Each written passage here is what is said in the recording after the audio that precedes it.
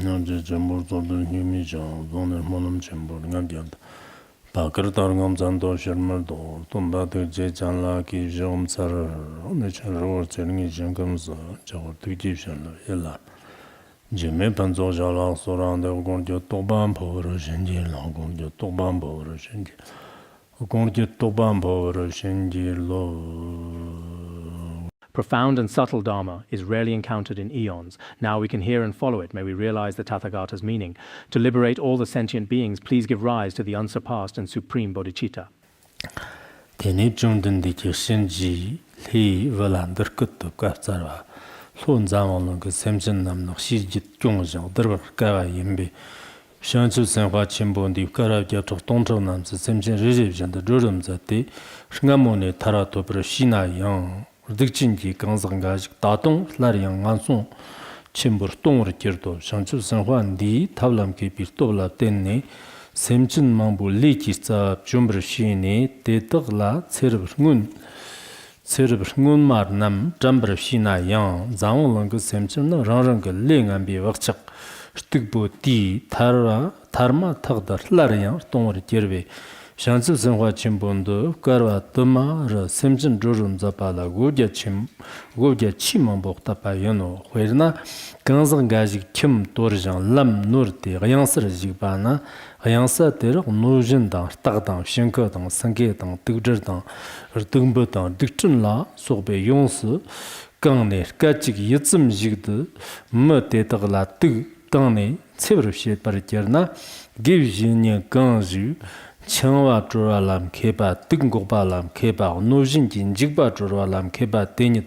올로르드 타그네 람노르 강즈글란들 끝도 메바 제베라 쿄치시르나 양산들 직바 연 쿄치 뜬고비 답 문자바 담말람 케바 연남 지바나 람노르 강즈 기 데르끝 투네 조데 라니 양사 쳔버 직버시 양사 쳔버 직버 시네 데레르 도브르시소 데너 기브시르닌지 라니 데너 기브시르닌지 라니 존테 양사 쳔볼레 장장 뜨글라소빈 세와 마숑버 양탁비 람드 직디 데와 토브르시바 연노 yang jewe di lam norwe kanzaglar meba jewe la kyotane zonte lam ngambander majigi lam der jigba kanzagno namyang tele tarwa kajan rang chuk jang dorun gyoro teni lam norwe kanzag kyang tela gajan chatmit jine tedan kapjar ti sagan givshinin teni kirlar yang meba kyoki nyenye da lam de jigba kanzag nam tona tedak 데드글란들 끝들 마버 샤워 기바가 vật 강지 뜨그당 닌카 마바 람들 직브르 머샤고 가테 직나 랑가 책축 장도르는 게르웨 강즈 스영 라니키 치왈터 렘버 머샤고 디나샹주 상화 사이 냥보너 샴바 쳔보다 녀지 쳔보다 담바 임베 테르 득득 nomba semchen남 ngasungone 장장 하당 미고망랍고 데데가 도브르시바고 양 득득 nomba semchen 데득 랑랑가 리기 람랍 텐네 등으로 뇽르 시데 남식 데레 타르라르 클라리안 테란 직브르 머샤고 베르나 람 노르 지그네 양서 롱와 강즈데 기브시닌 담 차네르 데닐란 직브르 만지르와 당 그잔텔란 직브르 통나 랑니 기츠르메데 마노르 와 데닐라 머직브르 라리안 텔레 타르샤와라 좀바비노 데르타르나양 강즈 가지가 따동양 람노르 지그네 랑니다 양서를 홍테 타낙 쭉징 도라소 메시바 따동 멈트터 동와진 강석 강지 안송들 동미 tsriyang debjino shangchib sanwa saynyambu tablam ki bir toblap tene semchin te tog jarte lada mi komhlap kotyang semchin te tog digbel haj chimbo sgber kindir laryang anyaryo ne sertone tarir kab me payang yodo yang ti che njei gyarpu tharmo jarte sanjip chundan de landir kto sorap chundan de tag njei gyarpu namgi changna chatang zong chang chat zong hkawa tang dagchak ki zawang lang de semjin gala pambar sheba dang semjin gala nobr sheba la so ba rang rang le la tin ne sha nam drjin yu dagchak khur dam chebar nam jiktin ji kam kun dan kyam jang jewana gangzag nam ji kyam dang zhongkir dang zhongdar dang zhongso dang tietsir dang kangtim sox jot ka wo mo gangji ka gewe sa penyig zam sheba gam yana sang je dang shangchu san hui Kazuk jim den ne vadan xiangwa tang, dig zhangwa tang, pudang metuk zhongzi tsam chupar shepa gam, yangnam dorde tamban domba, tetagla dugpun chupa tang. Di tsig chig gam tsig chid chig dombar shepa tetagam tongna, dagchig nzhi gerbor namji jiang gangzag ten, deba tang, tartar tang, maung sangye namsib tawa tang kibar shedo. Dagchig ki rang gang kur namla susur top tang, tenne wang jirwi semjin tetak, zhongrib shet chigbar te. Tenne wang jirwi semjin tetak, wang jirwi semjin. Stop nala, tenne wang jirwi semjin tetak, zhongrib shet chigbar te, tetak lan jigba tang, ti mayin bi jigba tang, nat tang, ti mayin bi nat tang. Tana yut mugong shar namjang, ti nizir tang marleb na, ngusi tetak kimda jigbar muchagu. Tene sangji ji nzhi jarpo la ngagde terkitab katsarwa lakso kyochak tang shinji namji tertir rikji wagam rikji wamo kangtak chongrib shed na dakki jang katsar tel hei wangbo gyafshin tang tsangba lakso ba kyo chongdak jiko terkit mepitz.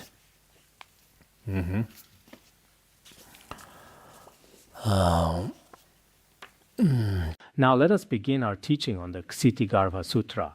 Before we begin, I would like to say a few words. This is mainly about our Dharma teachers here. When you are supervising and managing the Sangha community, there should be a balance. We need to combine compassionate management with rule-based management. I would like to mention this here. This is not only for Dharma teachers, but for any kind of group or community. Those who are in management positions should follow such principles. I think this principle is very important. In Western societies, the legal system tends to be very strong. In Eastern societies, things may be too flexible sometimes. People rely on their own subjective judgment. For example, those in charge or those with authority, whatever they think becomes the rule. They say this is the rule, this is the policy. This approach is not necessarily very good either. But if the rule system is too rigid with nothing but rules and regulations, so inflexible and mechanical without any room for adjustment, this also has certain flaws. So in the process of management, we should have both rules and also some flexibility and human consideration. This is very important. For example, I have recently encountered many Dharma teachers. If everything was handled according to the rules, then perhaps some of these rules, I do not know if they are reasonable or not. For example, let me give you an example. If you join 2 months after the class has started, you'll have to be transferred to a new class. With such a rule, even if they are late by just 1 extra day, since the written rule says 2 months, not even 1 more day is allowed, they follow it strictly. Of course, they still have their reasoning, they are still following the rules. But if there is no violation of major principles, then whether it is 1 more day or 1 less day, I think it is not that important. Sometimes we should grasp the sense of appropriateness. We should manage reasonably. This is very important. In the process of management, without rules, things may become chaotic, which is not good. But if we follow the rules completely, without any room for adjustment, sometimes there may be certain difficulties, especially for matters that are not violations of major principles, not anything particularly serious. I hope that besides giving Dharma teachings, Dharma teachers will learn more about management and not be too rigid. We need to consider both kindness and the overall situation. We all need to be like this. If we were truly like this, I think some of the Dharma teachers might not even be here now. When you first came here, you were not like a saint or like Manjushri Bodhisattva. You may not have been free from all violations. This is one aspect. Also, in the process of management, some people in charge always think of themselves as great leaders. Actually, having a superior and arrogant attitude does not make one a true leader. One should have a very sincere heart of service. Only then can one become a true leader worthy of the name. So sometimes, perhaps due to the influence of our environment, when we mention being in charge, people become particularly arrogant. There are such cases. Also, of course, rules are rules, but we still need to have compassion. For example, when someone violates the rules, for example, regarding expulsion, if someone has truly violated the principles, there is no way to remedy it. But if it is not like that, we must be careful. Whether they are monastics or lay Buddhists, each person's situation is truly not easy. We should not easily, just because we are the so-called manager or leader, dismiss whoever we want. We cannot do this. If someone has been reminded multiple times and violated multiple times, then at a certain point, the karmic connection may come to an end.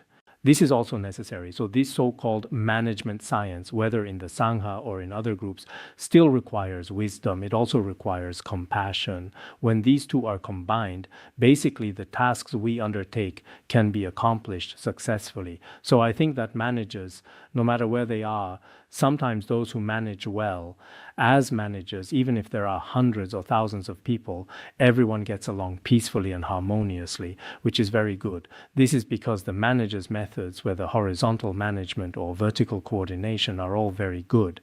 But some, perhaps because of their own character, or because they place themselves above others with a particularly arrogant attitude, even with just 3, 4, 5, or 6 people, they cannot manage well. Everyone has complaints and is unhappy.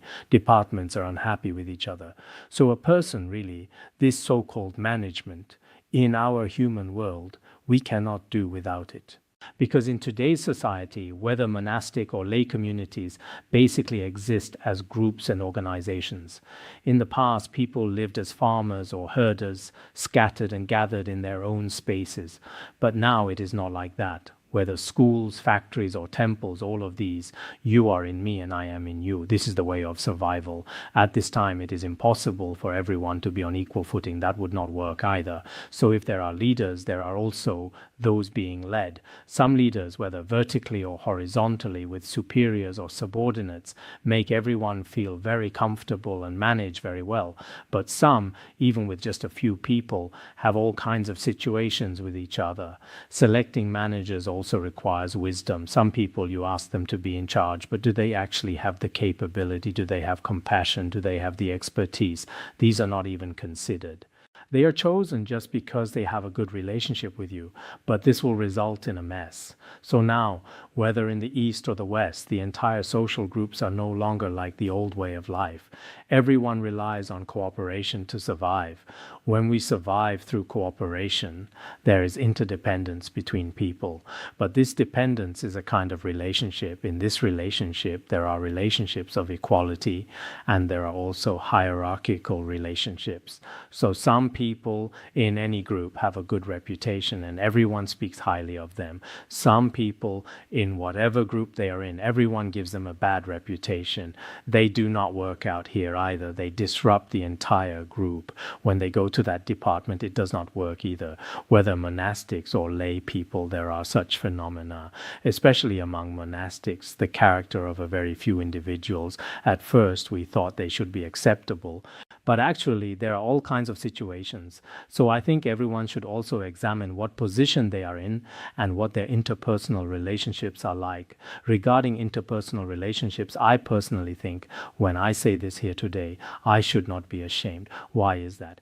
Personally, whether at Larungar or elsewhere, up to now, there is not a single person in my heart that I hate.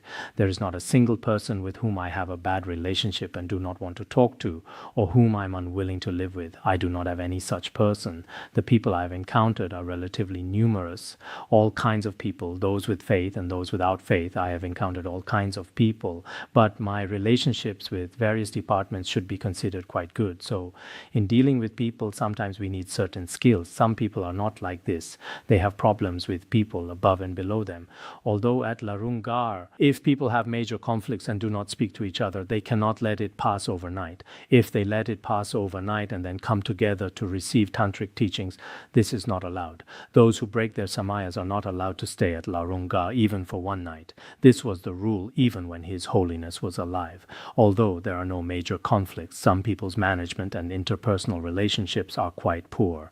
We Tibetans have a saying, "The excellence of the son should not be praised by the father, it should be praised by others." There is no need for the father to praise how good his son is. Whether your son is good or not is known when people around praise him. Only then can we know. So many of our Dharma friends may not even know themselves. They think they are quite good, but actually how people around you view you and how they evaluate you, you should know whether you win people's hearts or not. So I think whether as a practitioner or as a manager, you should observe yourself. How are your relationships with people? How are your relationships with those above and below you? This is very important, especially some individuals, even in a small group, they often talk about others' rights and wrongs. I have said before that a practice center where gossip is common shows a lack of genuine study and practice. In a practice center with true study and practice, people will discuss the truths of the Dharma and the world. They will not value gossip and rumors between people. They will not attach importance to these things. So today, it seems the preliminary teaching has been too long. I could probably talk about these topics for 2 hours. If you ask me to talk about management, I still have more to say. Looking at you all wearing masks, you all look quite lovely because people's foreheads are generally quite nice. Even those who are not so good looking look quite nice with masks on. This area looks good on everyone, right? Take a look. This is how I feel. This was just mentioned in passing. Now let us begin our teaching on the Ksitigarbha Sutra. Before this, I want to say something. Our daily study and contemplation are indeed very important. But what is most important? We aspire for liberation. When studying and contemplating, when doing anything, we should think in our hearts, I am a seeker of liberation. In the past, the Venerable Master Drom Tonpa in a cypress forest at Reting would often say, I am a seeker of liberation. May I not be bound by fame and offerings. This was also used in Open the Door to Mind training in the past. All of us here truly cannot claim to be great accomplished masters like Drom Tonpa, but we are following in the footsteps of the Buddha. We are seekers of liberation. If we seek liberation, all the various things in the worldly realm, whether fame or wealth, and all the 8 worldly concerns for us are like passing clouds and not very important. Perhaps at the beginning, because our worldly habitual tendencies are quite heavy, to see through them all at once may be somewhat difficult. But generally speaking, all kinds of worldly fortune, fame and wealth, none of these are very important. They have no real essence, just like a plantain tree. There is a sutra called the Mahayana Compassionate Pundarika Sutra. In it, it says, meritorious rewards of humans and gods are like a swift whirlwind. The meritorious rewards of humans and gods are like a very fast wind. It blows past in a moment and is nothing. All the fame and wealth of humans and gods are like this. They will not last, like the moon's reflection in water, because these things cannot remain for a long time. And although they appear, they actually have no real substance. They are like the moon's reflection in water with no true existence. Therefore, sometimes we should also think about everything that people pursue all day long. What kind of benefit and merit does it bring us? This is worth observing. Now, in the Ksitigarbha Sutra that we are teaching today, first let me tell you a story. During the 5 dynasties period, there was a place called Jingzhou. There was a hunter there. This hunter had killed countless lives, so people later called this person super hunter of geese. Perhaps he was very heroic and exceptional at hunting wild geese. Later, when he reached the age of 51, this person died from miasmic disease. After he died, perhaps his wife did not have a good relationship with him or something. She threw his corpse in the graveyard like a charnel ground. She did not bury it, just left it there. It should be devoured by tigers and wolves. But after 3 days, this person came back to life. If he had been buried, there would have been no way. After he came back to life, he stood up and came back. How frightening. After he came back, his wife was shocked. She thought a ghost had come. Later, he said, "Do not be afraid. I truly came back to life." He then told the whole process of his revival. After he died, he said he boarded a fire vehicle. Of course, this fire vehicle is not like our modern train. He said it was a vehicle with fierce flames burning on it. He boarded the fire vehicle. At this time, his flesh and body were all being burned, and he felt immense suffering. On the way, a monk appeared. He held cool water in his hands. Then he poured water on him. When he poured the water, the flames were extinguished. He obtained coolness and liberation. When he arrived before King Yama, there were countless hundreds of thousands of cattle, sheep, pigs, chickens, wild pheasants, and so on, all the beings he had killed in the past. They all gathered there and began to make complaints. This person has taken our lives. He's an extremely evil person. At that time, King Yama also listened to what they said. They requested King Yama to punish him severely. King Yama replied to them, "Looking at your accusations, he should be a very evil person." But when this person came to our netherworld on the fire vehicle, a monk came to extinguish the flames. The reason for this is that his ancestor worshipped Ksitigarbha Bodhisattva, so he also has some merit. At this time, the hunter mentioned earlier, he was in the Bardo state. He saw so many animals making complaints against him. He was also nervous and afraid. But then he silently began to recite the name of Ksitigarbha Bodhisattva. As he recited more and more earnestly, it seemed that those animals gradually each developed compassion in their minds. Most of them transformed into human forms. Originally they were animals with animal heads. Later they all transformed into human forms. Gradually, the extremely tense atmosphere disappeared. At this time, King Yama allowed him to return. So he woke up. After waking up, he abandoned his family and then wandered to various places. He urged others to take refuge in Ksitigarbha Bodhisattva. He propagated this Dharma teaching. This is such a story. What does this story explain? In the past, it was not said that he was a Buddhist, nor was it said that he had faith in Ksitigarbha Bodhisattva, because he was the super hunter of geese who committed all kinds of evil. But actually, just like the saying, if one person ordains, 9 generations ascend to heaven, there is such a saying. Perhaps his ancestor, we do not know how many generations back his ancestor, because he had faith in Ksitigarbha Bodhisattva, or because he made images of Ksitigarbha Bodhisattva, his later descendants received such benefits. So sometimes we can also observe, perhaps our parents or our grandparents, they have a shrine at home and worship Buddha images or Ksitigarbha Bodhisattva. Perhaps their immediate descendants and children at that time may not have faith and may even scoff at it. But gradually it also brings benefits to them. Therefore, in this study of the Ksitigarbha Sutra, on the one hand, as we mentioned yesterday, it says, when hearing well and keeping healthy, cultivate by yourself and receive every part of the benefit. If you cultivate while you are alive and healthy, you will receive all the merit. This is what we talked about yesterday. And another thing, like the Brahman woman we mentioned earlier, or the daughter Bright Eyes, they both, through their own virtuous roots, enabled their mothers and others to receive benefits. Therefore, when we study the Ksitigarbha Sutra, we should all have some confidence. We can analyze it this way. If we recite the Buddha's name or sutras with an altruistic mind or create statues, then the objects to whom you dedicate merit will 100% receive benefits. Of course, is it 6 parts, 7 parts, or 1 part? It may depend on your dedication, your motivation, and there is some relationship. But at least the other party does receive benefits. Even if we ourselves create such virtuous roots, then our next generation or other beings we benefit will also receive benefits. So sometimes, for those of us who wish to propagate the Dharma, if we truly lack the ability, if there is no way to go and give Dharma teachings, my hometown is a very remote place, then there is no other way. I will just make a 1-foot tall statue of Ksitigarbha Bodhisattva or Buddha Shakyamuni and place it there. I hope to let the local people, all those who see, hear, or become aware of it, receive benefits. If you generate such a motivation, then the blessing of the 3 jewels is inconceivable. The power of infallible karma is also inconceivable. The power of the Dharma with such motivation is also inconceivable. Our motivation is also inconceivable. When these conditions are complete, perhaps this remote place of yours will also receive many benefits.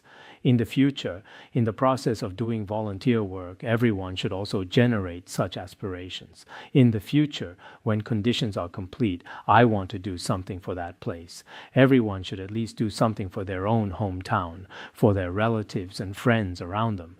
Of course, some of us may be in relatively better circumstances. There are temples, sangha communities, and faith in the surrounding areas. Some, perhaps most people, the surrounding areas have heavy karma of killing. Such evil atmosphere is quite strong. Even the names of the three jewels cannot be heard. Even the eye faculty cannot plant seeds through encountering images of the three jewels. In such places, we should, with good intentions, create statues or print some sutras there. Just placing them there will also bring benefits. Yesterday we mentioned earlier King Yama, representing these ghosts and spirits, spoke before Ksitigarbha Bodhisattva, saying, through Ksitigarbha Bodhisattva, so many ghosts and spirits have come here. On one hand, we feel very fortunate. But on the other hand, as King Yama, he had some doubts and boldly asked Buddha Shakyamuni, can you please explain? When he asked this, the Buddha told King Yama, ask whatever you wish, I will explain it for you. According to your thoughts, just ask freely. I can answer fluently, there is no problem at all. I will give you a very good answer. Actually, our Buddha, whatever question is asked, he can indeed answer without any hindrance. In the Sutra of the Heap of Jewels, it also says, even oceans of questions from all hosts of beings can be satisfactorily resolved in one speech without any fear. This is indeed inconceivable.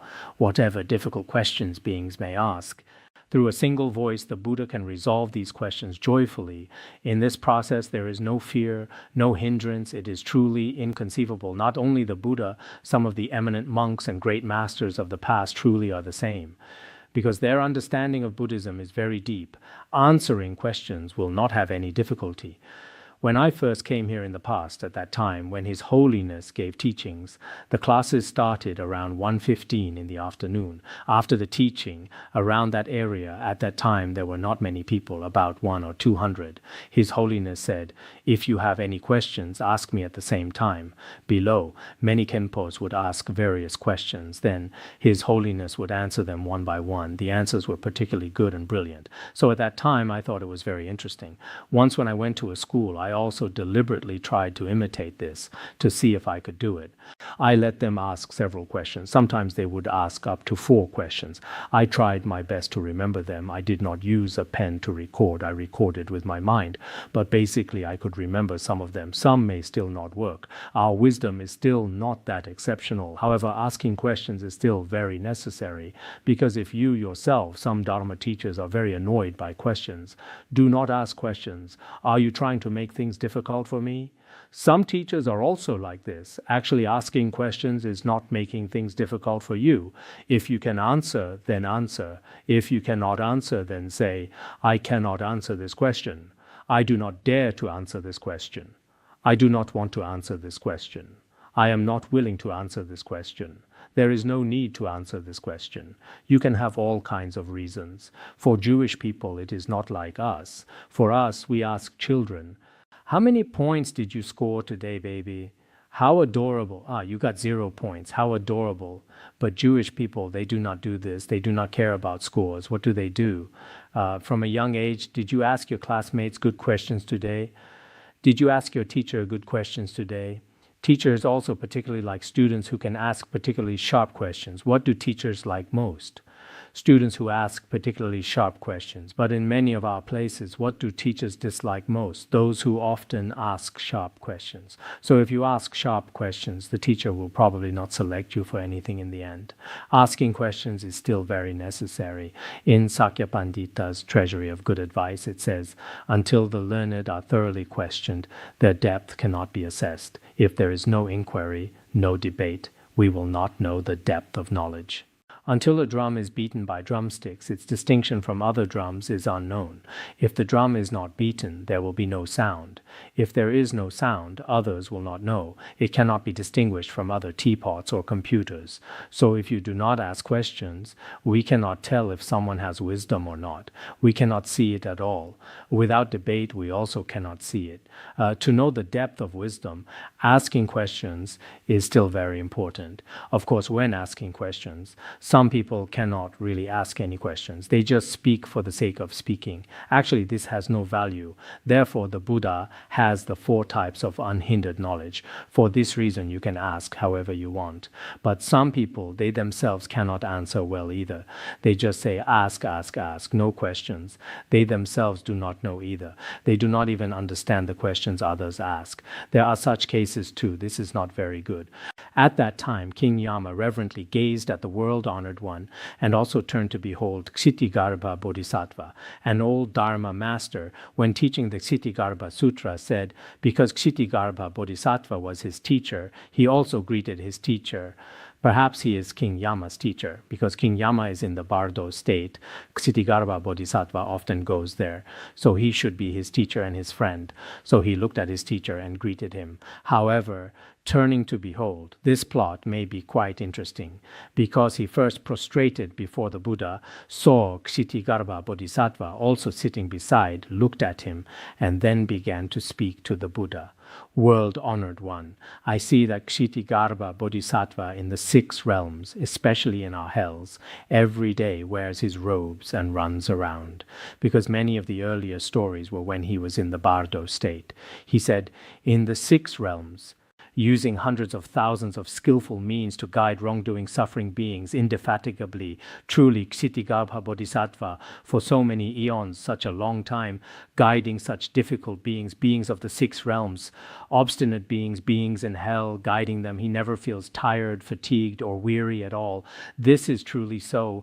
The spirit of bodhisattvas is inconceivable. Many of us, for the sake of beings or for various reasons, for a little while, for example, volunteering for 1 year or 2 years at the beginning, there is enthusiasm, but in the end, basically, all this warmth is already gone.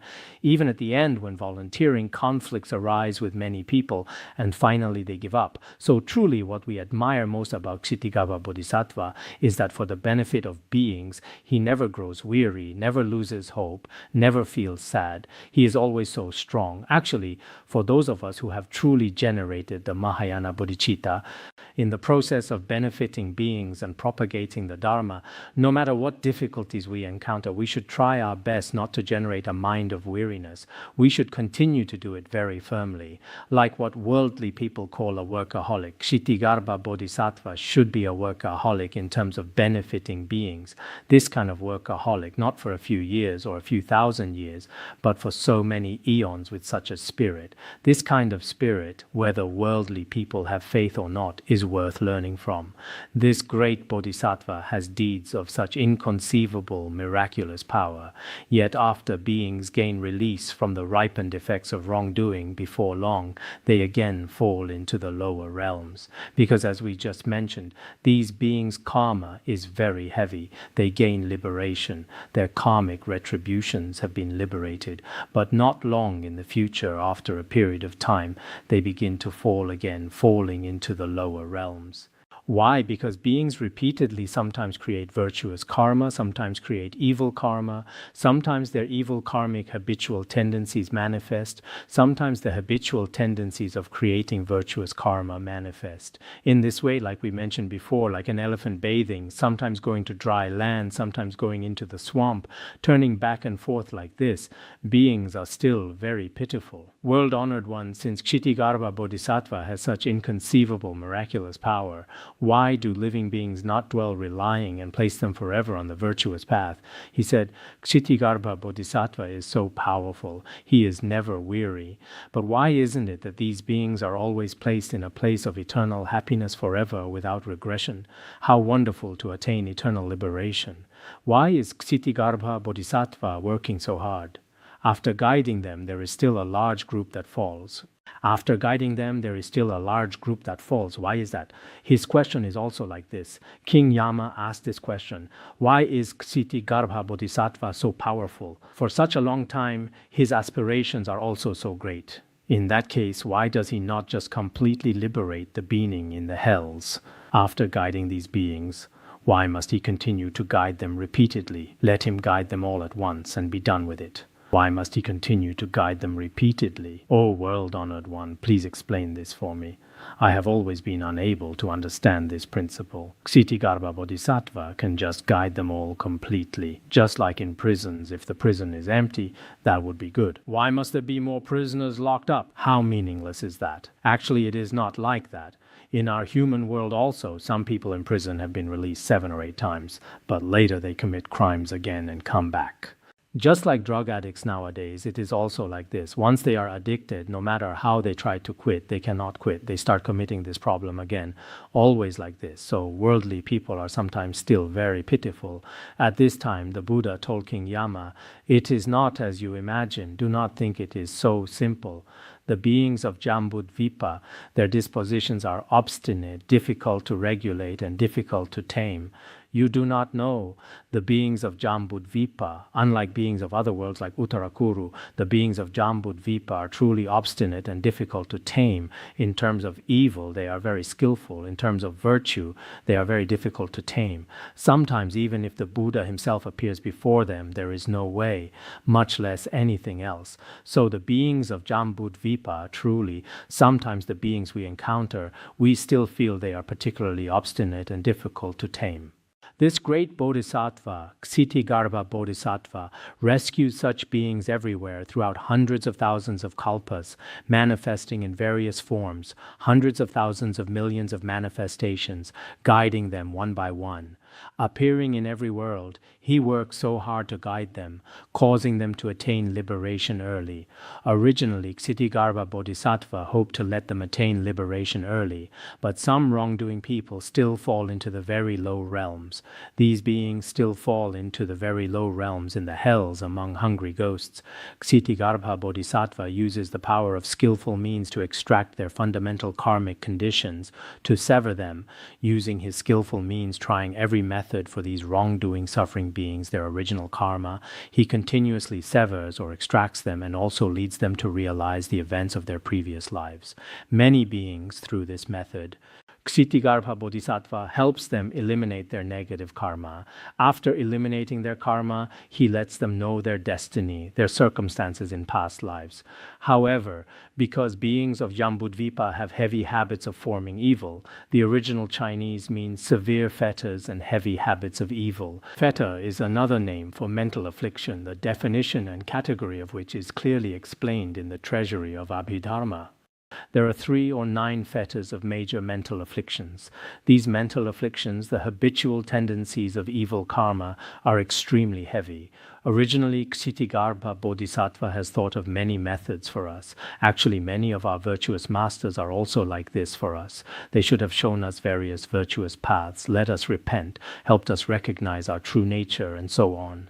The Dharma we need, the things we should realize and understand, we have all received. But because in our mind streams the karma from past lives is extremely heavy, the habitual tendencies are extremely heavy, so no sooner have they left, they go back in again.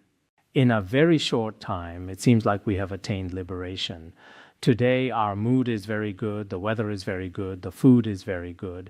In a few more days, the weather is also not good, the mood is also not good, and afflictions appear again. Actually, many of us ordinary beings truly have such similar habitual tendencies.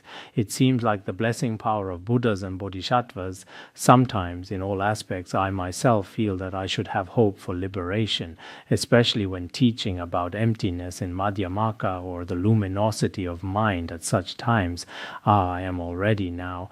The so-called afflictions have all completely vanished. Look at the sky. The sky has no birth or death. Everything is like this. Then my mind is also like this. Wow, wow. Then after a period of time when encountering unfavorable external conditions, originally like the sky, immediately dark clouds gather and it starts thundering and lightning. various situations may occur. So we ordinary beings, truly, what is taught here is still very relevant. So because ordinary beings' karma is particularly heavy, habitual tendencies are very severe, sometimes coming out, sometimes entering the lower realms again. The meaning here is giving the Bodhisattva a lot of trouble, troubling the Bodhisattva. Indeed, Ksitigarbha Bodhisattva is also working very hard. Today, they are all very obedient and good. Tomorrow, they are disobedient again. Actually, we are also like this. In the past, before many masters, I have also said this. Sometimes it seems like my own practice and study, all aspects are very good. Sometimes, perhaps in many ways, karma is very heavy. I should have done many things that would not please the great masters of the past and my lineage gurus. So it says, this necessitates the Bodhisattva to work hard throughout many kalpas in guiding them across to liberation. Therefore, for Ksitigarbha Bodhisattva, one thing is to answer their earlier question. He asked earlier why it is like this. Why does Ksitigarbha Bodhisattva not guide them all completely at once? Actually, if he could guide them all at once, that would be very good. But guiding them is not so easy. It is simple to say, but not so simple to do.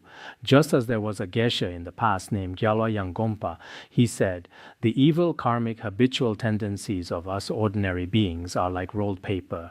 After we have rolled up the paper, then when we pull it down, once we let go, it naturally rolls back up. So our habitual tendencies are like rolled paper. Evil habits are like rolled paper. What this means is we may have loved fighting in the past, especially in the worldly realm.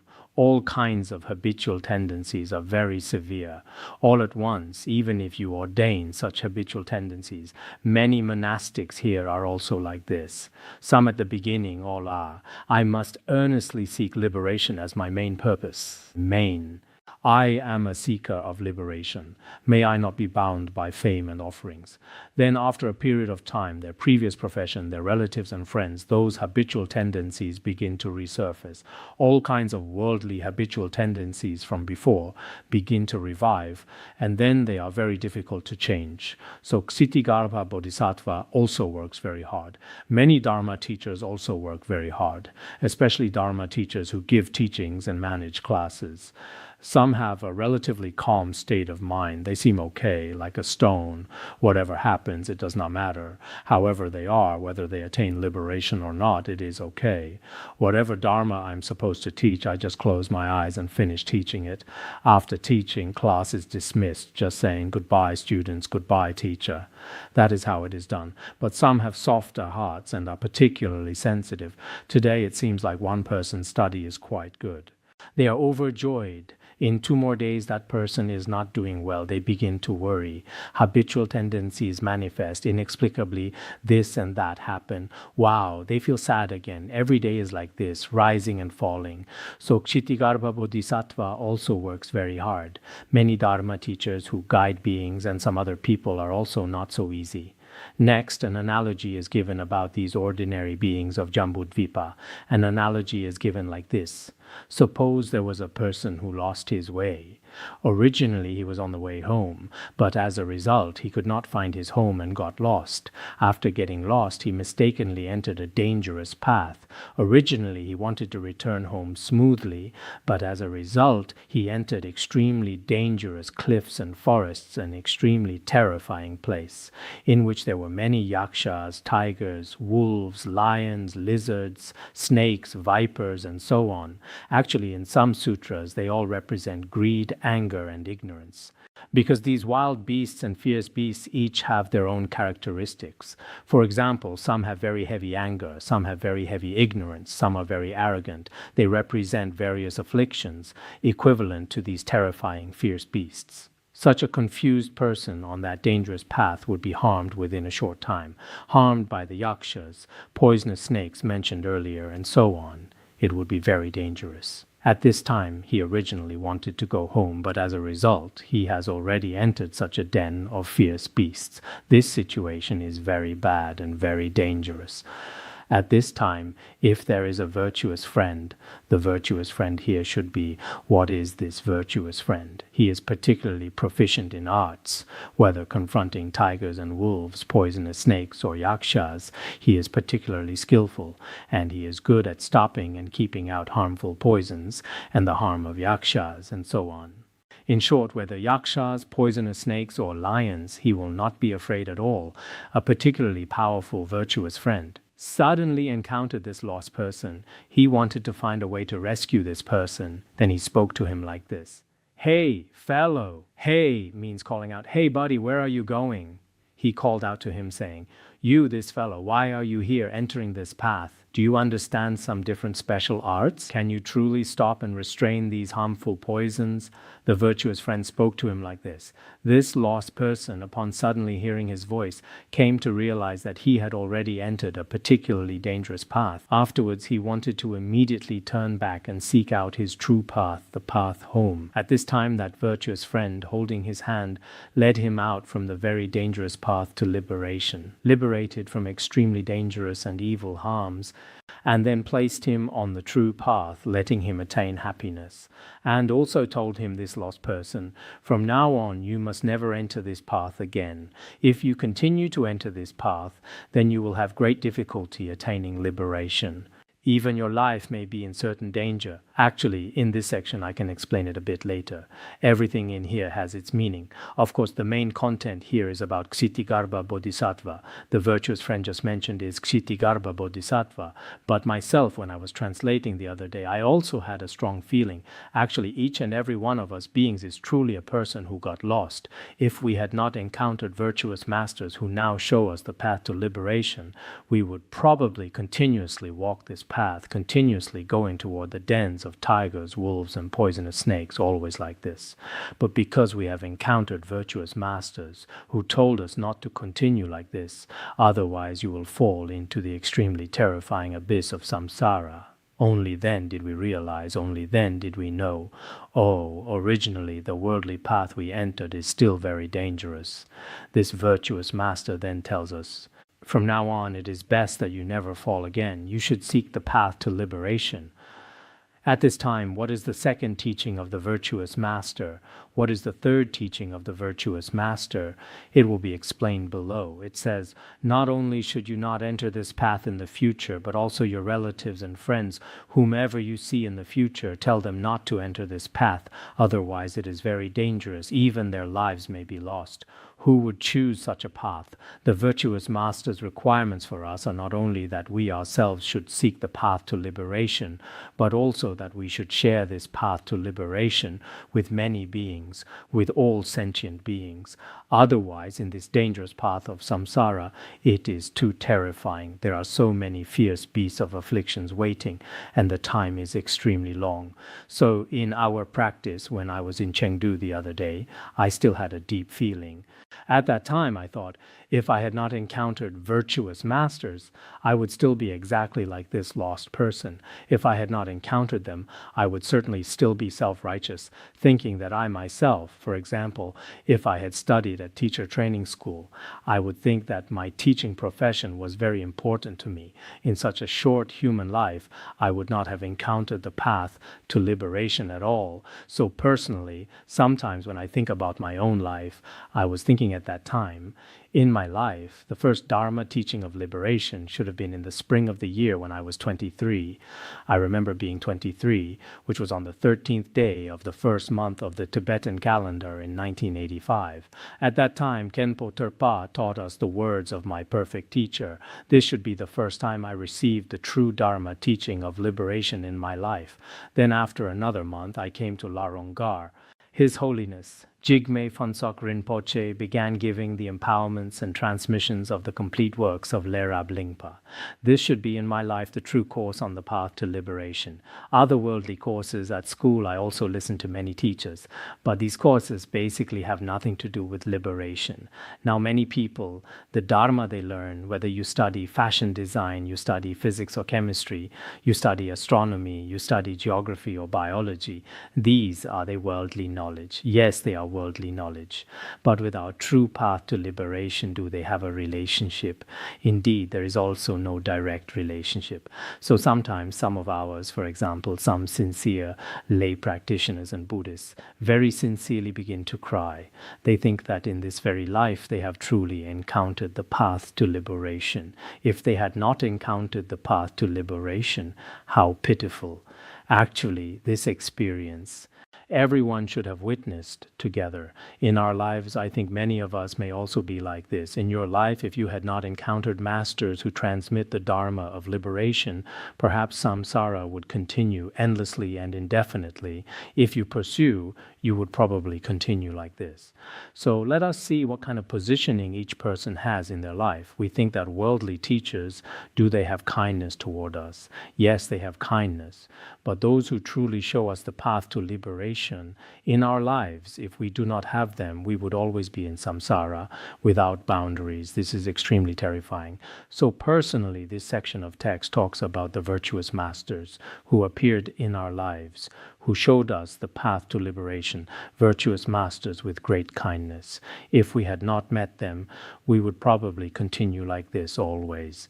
Then he told him, from now on, you must never continue to walk this path, otherwise it is very dangerous. Your life will be lost. Your wisdom life will be lost. If we speak from the meaning perspective, your wisdom life will be lost. This lost person was also very grateful and moved, because if the lost person had not encountered the virtuous master, indeed his own situation was very dangerous. His teaching like this, he was also very grateful to him. As they were about to part, the virtuous friend would further say, if you see other relatives and friends, as well as other travelers, be they men or women, you should tell them clearly, this path has evil poisons, it will cause loss of life, it is very dangerous. So let them not bring about their own deaths. Do not let these beings bring about their own deaths. There is no need for this. This path is extremely dangerous. So at the end, as they parted, this virtuous master told him this. Actually, our masters, when they left this world, still left us with similar teachings. Although the time they remained in this world had a certain age, a certain time, when they finally left us, they also told us, you yourselves should carefully observe cause and effect, because they used their own personal experience to tell us. At the same time, they let us tell many beings, look at these beings, they are also very pitiful.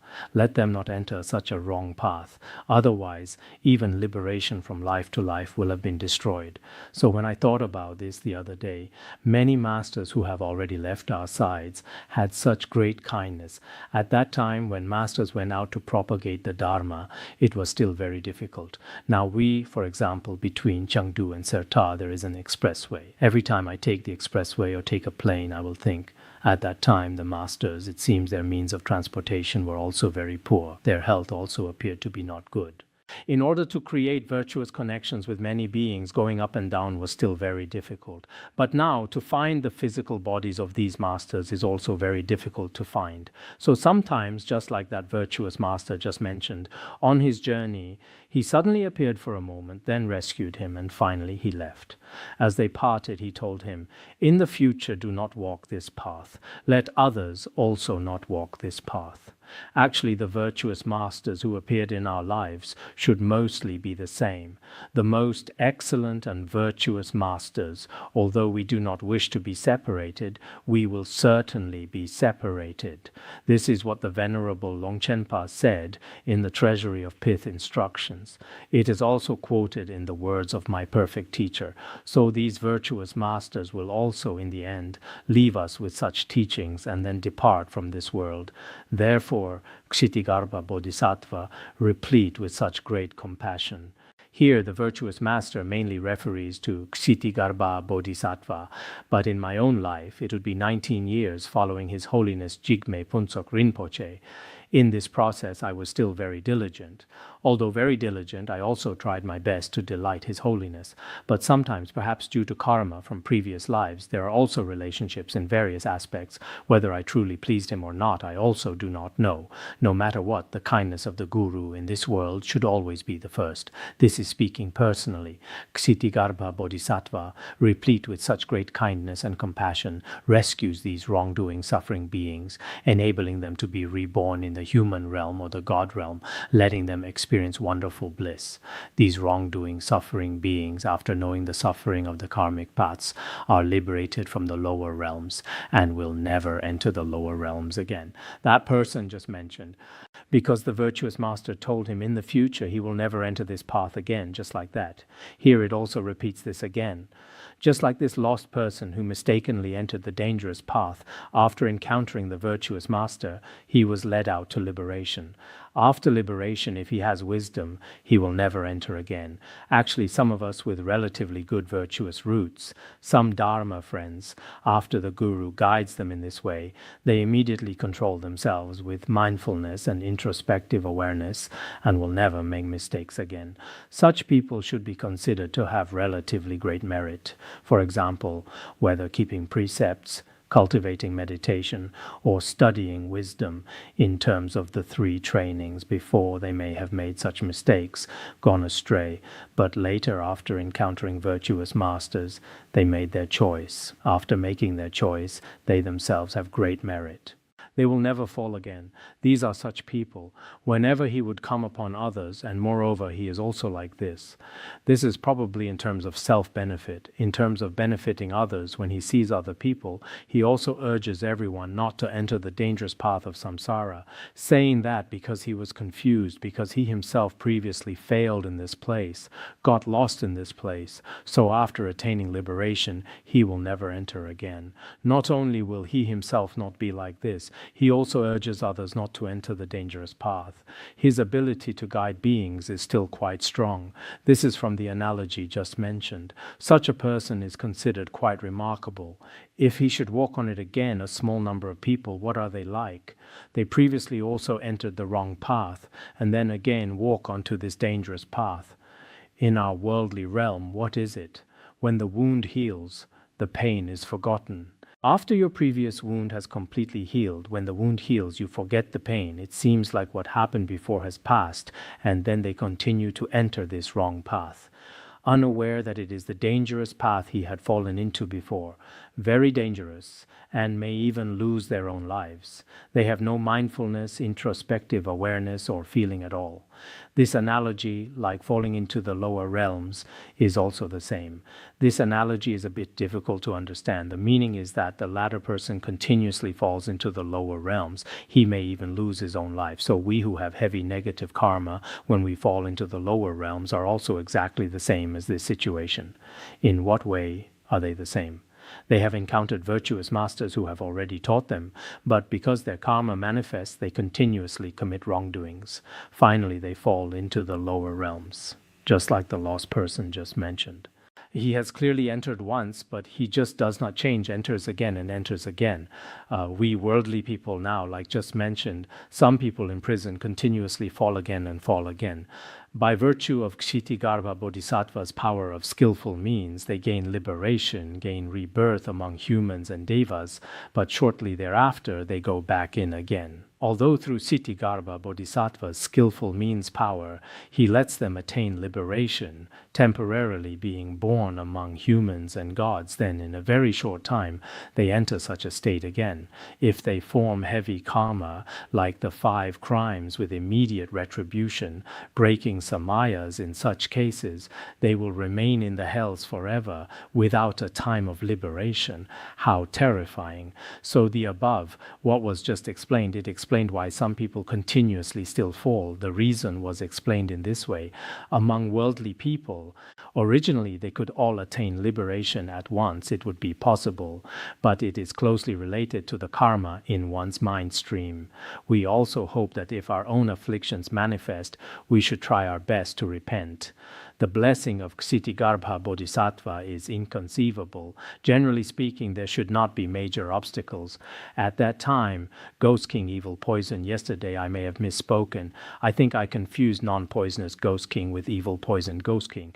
Ghost King Evil Poison joined his palms in respect and said to the Buddha, "World-honored one, we Ghost Kings, our numbers are very many, countless and measureless. In Jambudvipa, what are our specialties? Some Ghost Kings benefit beings." Yesterday we seem to have mentioned the Ghost King of spreading calamities, the Ghost King who spreads disasters, also Ghost King presiding over food, Ghost King presiding over wealth. These, some still help people. Among some ghosts and spirits, there are still some earth spirits, some are still quite powerful, and there are some who harm people. Each specialty is different.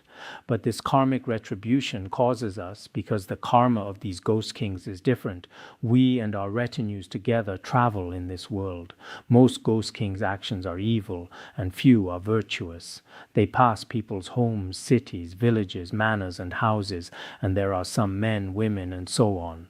When they pass by these places, some, whether men or women, cultivate even a hair's breadth of virtuous roots, or even hang a single banner or canopy, the prayer flags we mentioned yesterday, or banners and canopies, victory banners, or a little incense, a small amount of incense, or offer a small amount of flowers before Buddhas and Bodhisattvas like this, or recite sutras like the Diamond Sutra or the Ksitigarbha Sutra, or burn incense to make offerings to even a sentence or verse in the sutras.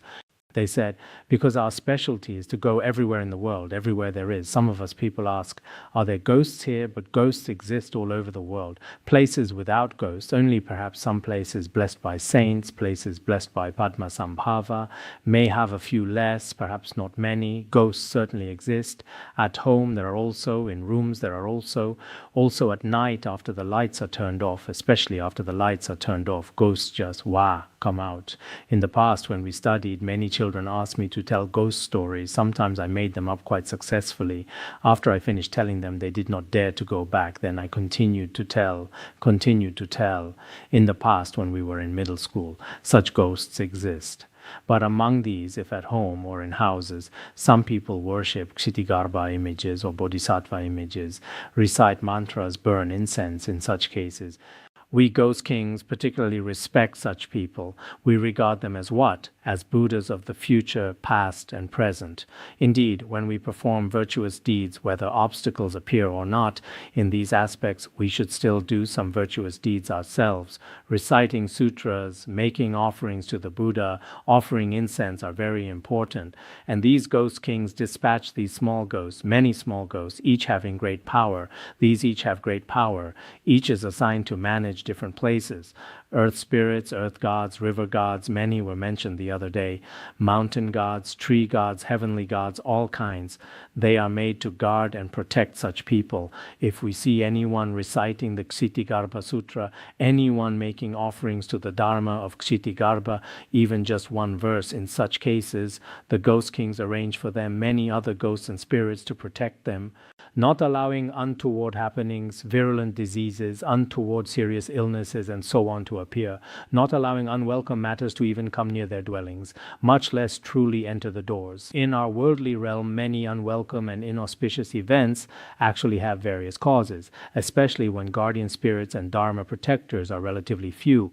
Without obtaining protection, we often suffer harm from various non-human beings and ghosts and spirits. Why do we often have some? Yesterday I saw a Tibetan child. He was carrying many, many pouches on his body. Inside the pouches are some blessed items, all kinds. I joked with him, this is a sampa bag, this is a ghee bag, and this is a milk dregs bag.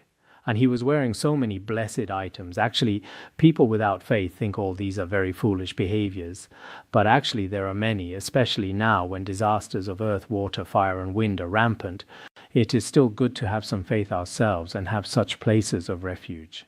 Then the Buddha praised the ghost kings. Excellent, excellent, all of you, you ghost kings, and also Yama. Because earlier one represented the ghosts and spirits, one represented Yama. At the beginning, there were also these two groups. One is on King Yama's side, because before the Buddha, sometimes there are these ghosts and spirits, sometimes the Yama group. There is still a certain arrangement. This time, mainly the team of King Yama and the team of ghost kings, representatives of these two, have already spoken. Then the Buddha praised the ghost kings.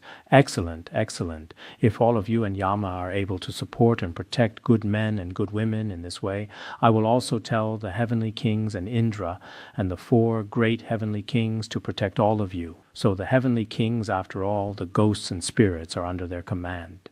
If ghosts and spirits protect such people, the heavenly kings also protect these ghosts and spirits. So in this way, indirectly, all the four great heavenly kings, Brahma, Indra, and so on, also protect such people. Therefore, in order to protect ourselves and also to protect sentient beings, we should earnestly uphold the Ksitigarbha Sutra. Originally, we said everyone should carry the verse summary of the perfection of wisdom. Now, I will not require everyone to carry the Ksitigarbha Sutra, otherwise everyone would be carrying too many sutras. But it is best if you still have some, like the Ksitigarbha Sutra or the Sutra of the 10 Wheels of Ksitigarbha. These are indeed sutras with great blessings. It is also very good to carry them with you often. If you carry them, there are so many ghosts and spirits protecting you, and behind them a group of heavenly kings are also surrounding and protecting you. So in this way, you do not need to be afraid. Good. Today's teaching ends here.